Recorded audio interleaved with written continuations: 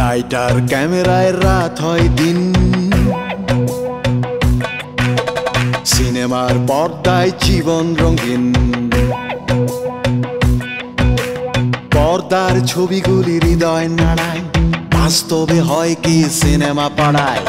দেখতে শুনতে জানতে বুঝতে হ্যাং মাথা করে নিন ফ্রি।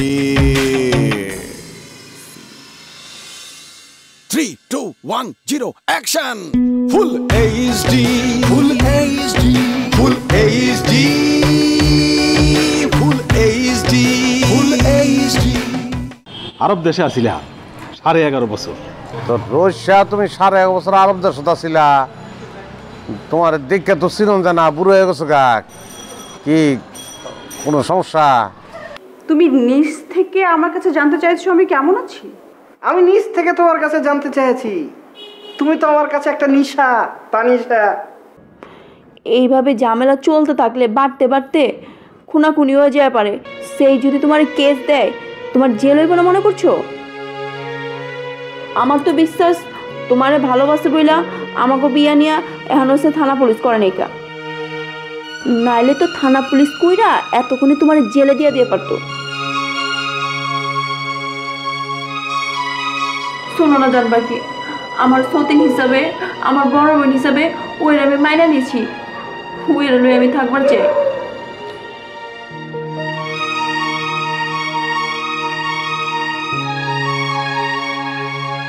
আমি একলা ঘরে, আর তুমি নয়া বউ লইয়া ফুর্তিতে আসো উজ্জ্বল শ্যামলা। এই ফুর্তি টিকত না, আমি এই ফুর্তি টিকতাম দিতাম না।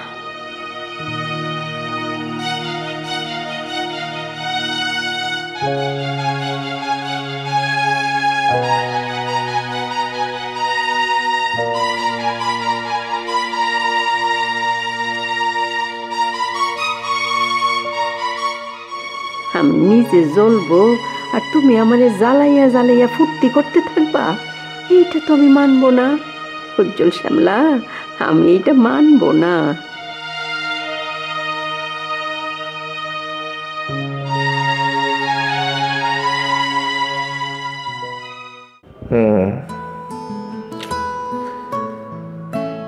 তুমি আসলেই মিলা একটা মহামতি। তোমার আমি কি কমু, তুমি আসলে অনেক বড় মনের একটা মানুষ। রেসপেক্ট, তোমার আমি রেসপেক্ট দিলাম। নিজের মনটারে একটু বড় করে দেখবা, তাহলে দেখবা সব কিছু নিজে হয়ে গেছে।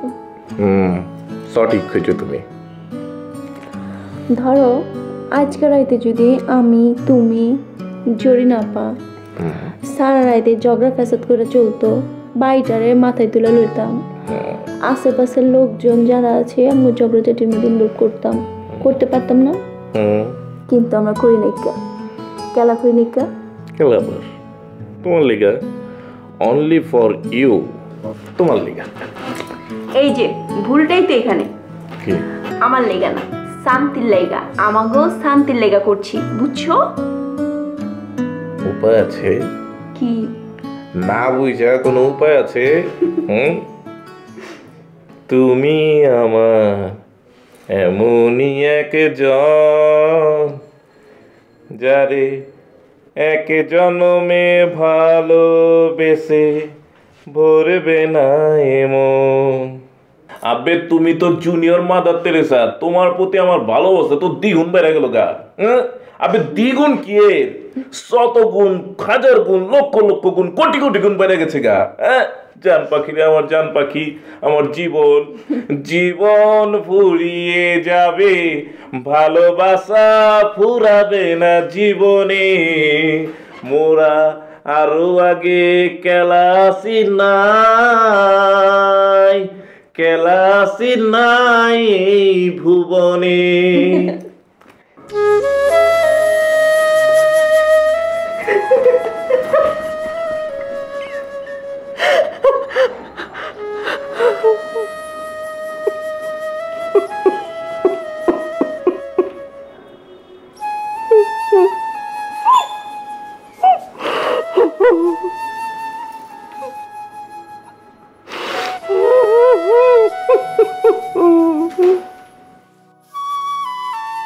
আমাকে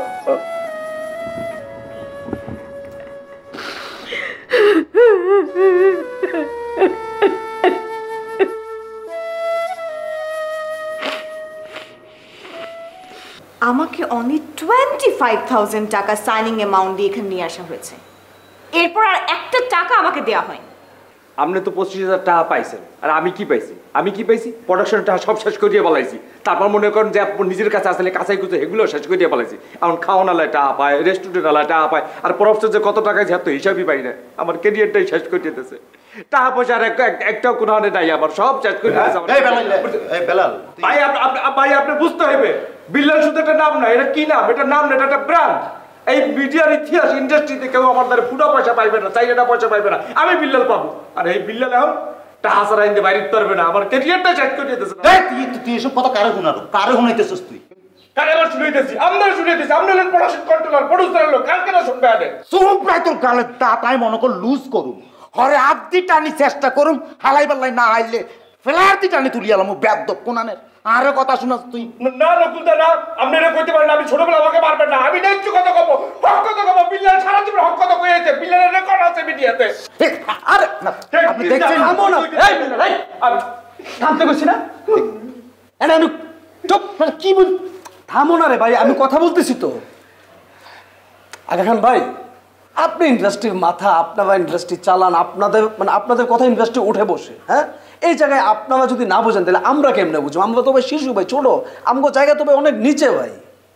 এইখানে লস্কর মোহাম্মদ ভাই কিন্তু এখানে সিনেমা প্রডিউস করতে আসে নাই, সে সিনেমা বানাইতে আসে না। এই জায়গায় সেই জায়গায় এসে কক্সবাজার রাখাইন সীমান্ত দিয়ে সে ইয়াবা, হিরোইন এবং অস্ত্র পাচার করতে।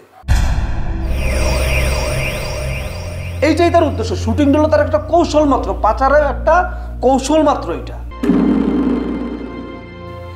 ওই জায়গায় আমাদের রাইটার হরেন দয়াল তার ইয়াবা, হিরোইন, অস্ত্র এগুলারে ধরাই দিয়ে সে পলাই গেছে, আমরা ধরা খাই গেছি। এখন আমরা এই জায়গায় বন্দি, আমাদের কারো কিছু করার নাই। এখন আমরা ভাই বাধা ভাই। I am really sorry. দেখেন, আমাকে এখানে অ্যালেক্স মালিক খান নিয়ে এসেছে, আমি অ্যালেক্স মালিককে চিনি, এখন আমার ওকে দরকার। অ্যালেক্স কোথায়? ওকে ডাকো, ওর সাথে আমি কথা বলবো। ডাকো। টাকা কথা কইলি খালি দোষ হয়, টাকা খালি কইতে খালি এটা ওটা ওটা তো সব বলে বেলাইজার বাচ্চা তোর তো দিয়ে না হিসছি। আরে বাদ দাও না, কি শুরু করবো? এইরকম একটা পরিস্থিতি তুই এনে হেতাবো সামনে এসব নিয়ে আমারে বেলেন করতেছে, সে আমারে বেলেন করে। জরিনা, তোর বউ জরিনা, এই জরিনা তোরে এমনি সেরিয়া গেল না রে রস্যা? আমার তো বুঝে আহে না রে। হ্যাঁ, কত যুদ্ধ করিয়া তুই জরিনার বিয়ে উঠছিলি।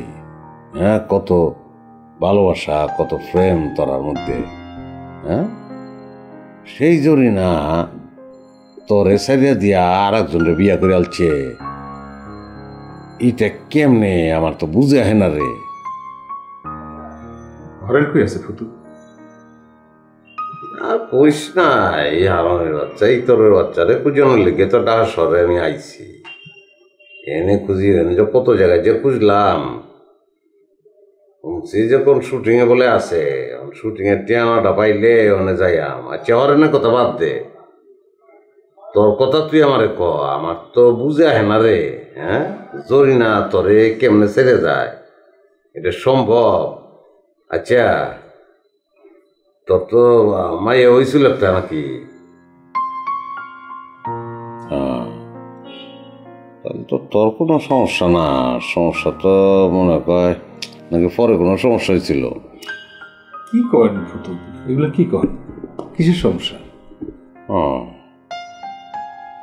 জরিনা এই মাইয়া তোরে কেমনে চাললো? আচ্ছা, বিদেশে আসিলি কত বছর তুই? কত? 11.5 বছর। মেলা দিন। মাঝে মাঝে তো আইতি, 6 মাসে বছরে আইতি? না, আসি নাই। একবারও আস নাই তুই এর মাঝখানে? 11.5 বছর তোর বউ একলা ঢাসরে আসিল? মাইয়া আসিল তো লগে, আমি সকিনে তো লগে আছি। আরে কি তো কস না কস, তো কথা তো বুঝতেছি না। 11.5 বছর একটা ইয়াং মাইয়া হ্যাঁ স্বামী ছাড়া ডা সরে কেমনে থাকে একলা একলা? হ্যাঁ আমি তো বুঝতেছি না কিছু। মা অনেক পরে একটা মাইয়া কেমনে ইয়াংতায়। তাছাড়া আমি যখন বিদেশ যাই তখন আমার মায়ের বয়স 10-11 বছর। মায়ের বয়স যখন 10-11 বছর, তোর বউর বয়স তখন কত? 25-26 বেশি তখনের কথা না। জরিনার বিয়ে ছিল 13-14 বছর বয়সে। বিয়ার 1 বছর পরেই তোর সন্তান হইল না। তাইলে বর্তমান যুগে একটা মাইয়ার বিয়ে হইতে হয় 25-26 বছর বয়সে, অনেক সময় 30 বছর বয়সেও বিয়ে হয়। হ্যাঁ, তুই 25-26 বছর বয়সের একটা বউরে বাংলাদেশে ফালায় তুই গেছিস বিদেশ করতে, আবার থাকছিস 11.5 বছর। আমি কইতেছি আমি যখন বিদেশ যাই তখন জরিনার সংসারের বয়স হয়ে গেছে 12 বছর। তাছাড়া আমার মায়ের বয়স তখন 10-12 বছর, 10-11 বছর হয়ে গেছে। মুরানি চাটনিটি খুলে আলবাম বেকুব জানি কোন যৌবনবতী মাইয়া তারে ফালায় থেকে বিদেশ করতে গেছে। 11.5 বছর থাকছে সে, মাঝখানে একবারও আসে নাই। তোর বউ থাকবো কে রে? এইটা তো কোনো যুক্তি খুঁজে পাইতেছি না আমি। শোনো না, আমার একটা কথা রাখন লাগবো। কিছে? কইছি আমার একটা কথা রাখন লাগবো। বুঝি নাই, আবার কও। কইছি আমার একটা কথা রাখন লাগবো, মাত্র একটা কথা। ওই তাম দুনিয়ার মানুষ হুনো আমার মহারানী কি কয়, হ্যাঁ বলে মাত্র একটা কথা রাখন লাগবো। আবে হালাই, তুমি কও না, সারা জিন্দেগির কথা কও না। আমি তো তোমার সব কথা রাহনের লেগে একেবারে রেডি হয়ে পড়েছি। তুমি খালি আদেশ দিবা, দেখবা যে লগে লগে তোমার কথা তামিল হয়ে গেছে গা। আচ্ছা শোনো, আমার কথায় তোমার দিলে কষ্ট পাইবা, তারপর কিন্তু আমার কথা তোমার রাখন লাগবো। আবে হালাই, আবার সেই পুরা নসরুল্লাহর বাণী হোনায় তুমি কও না কেলা, কও দেখো আমি কি করি। আজকাল রাতটা তুমি বড় অপার কাছে থাকো। কিছে? কইছি নিজের কাছে নিজের অনেক ছোট লাগে। সব সময় তুমি আমার সাথে সময় কাটাও, সেও তো তোমার শাদি করাবো, তার লগে সময় কাটাতে তোমার সমস্যা কি? শোনো না জান পাখি, আয় শোনো না, আজকাল রাতটা তুমি বড় অপার লগে থাকো না। অসম্ভব। তুমি কইছো আমার কথা রাখবা।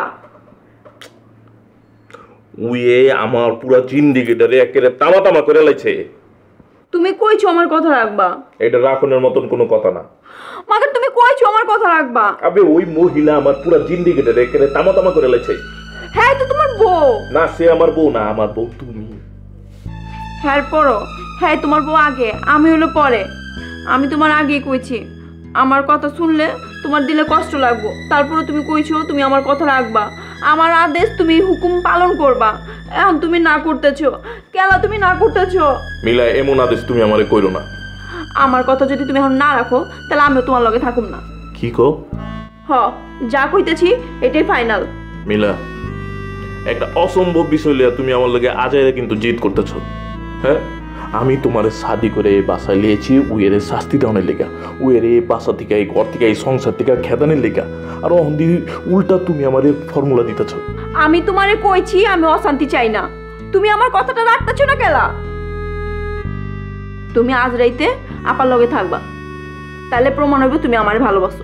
এটা অবিচার, এই অবিচার আল্লাহ সইব না। আমারে তুমি ভালোবাসো এই প্রমাণ আমি চাই। এখন তুমি প্রমাণ দিবা কি দিবা না সেইটা তুমি কও। আপনি এই প্রমাণ বাদে তুমি অন্য যে কোনো প্রমাণ চাও, আমি দিতে রাজি আছি। তুমি যদি আমারে কও যে ফাঁসিতে ঝুলানোর লেগে, আমি লগে লগে ফাঁসিতে ঝুলে যাবো, কোনো অসুবিধা নাই। আমি এই একটা প্রমাণই চাইছি, আর কোনো প্রমাণ চাই নাই। রাইত অনেক হয়েছে, এই নিয়ে আমি বেশি কথা কইবার চাইতেছি না। অহন তুমি কি করবা কও। এটা অবিচার, এই অবিচার আল্লাহ সইব না। ঠিক আছে, আমি যেমতে যেমতে এনে থাকবার চাই, এটা যেহেতু এনে সম্ভব না, তাহলে আমি এনে থেকে কি করবো? আমি আমার কথা জায়গা।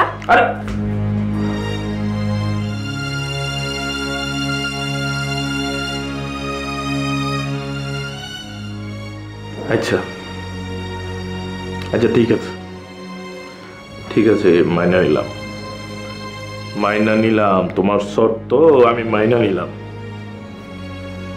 যাইতেছি।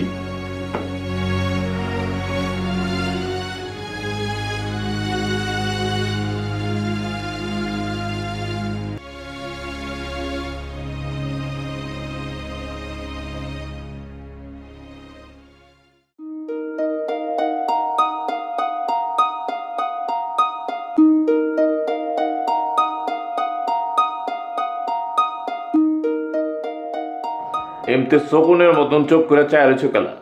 তুমি এইখানে আমার ঘরে? হ্যাঁ। আমার ঘরে কি জন্য? তারপর লেগেছি। থাকতে আসছো তুমি আমার লগে আমার ঘরে? আজারে অ্যাক্টিং মারো কেলা? হ্যাঁ, মনে হইতেছে যে এর আগে জিন্দেগিতে আমি তোমার লগে থাকি নাই। আমি কোনো স্বপ্ন দেখতেছি না তো? আজারে অ্যাক্টিং করবা না, কই দিতেছি। আমি কি স্বপ্ন দেখতেছি নাকি বাস্তব? এমতে অ্যাক্টিং মারলে কি মুন্ডা লাগে মেজাজটা? বুঝছো শ্যামলা, তুমি আমার সাথে হ্যাক করে থাকতে আসছো। আমি তো আরো ভাবছিলাম এই জীবনে তোমার আমি আর কোনোদিন পাবো না। অসহায় যন্ত্রণায় আমি ছটফট করছি, কষ্টের আকারে আমার কলিজার ভিতরে একেবারে দাগ হয়ে গেছে। এই যে চোখের পানি, এই যে ইমোশন, এইসব কিন্তু ভালো লাগতেছে না, কই দিতেছি। আমি আর কান্দুম না তো, আমি আর কান্দুম না। আমার ফুর্তি লাগতেছে, আমার বড় ফুর্তি লাগতেছে। তুমি আমার লোকে এক করে থাকবা, আমার ফুর্তি লাগতেছে। আমি আর কোনোদিন তোমার আলাদা হইতে দেব না। আমি আর কোনোদিন তোমার আমার কাছ থেকে আলাদা হইতে দেব না। তুমি যদি আমার কাছ থেকে আলাদা হও তাহলে আমি গলায় পিল চাইলে আত্মহত্যা করবো।